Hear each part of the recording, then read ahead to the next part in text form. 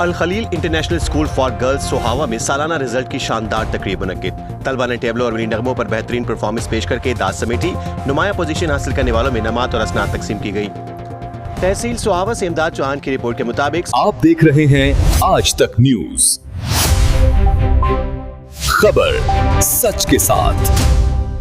सोहावा में Al Khalil international school for girls के ज़ेरे तमाम सालाना रिजल्ट की रंगारंग तकरीब का इनेकाद किया गया, जिसमें तालबात ने प्रोफेशनल अंदाज में टेबलोज और मिनी नगमों पर शानदार परफॉर्मेंसेस पेश की। खूबसूरत मलबूसात और जानदार अंदाज ने तकरीब को यादगार बना दिया और हाजरीन के दिल जीत लिए। तकरीब में नुमाया कारकर्दगी दिखाने वाले तलबा और तलबात में इनामात और असनाद तकसीम की गई, जहाँ पर क्लास में A-B-C ग्रेड हासिल करने वालों को खुसूसी तौर पर सराहा गया।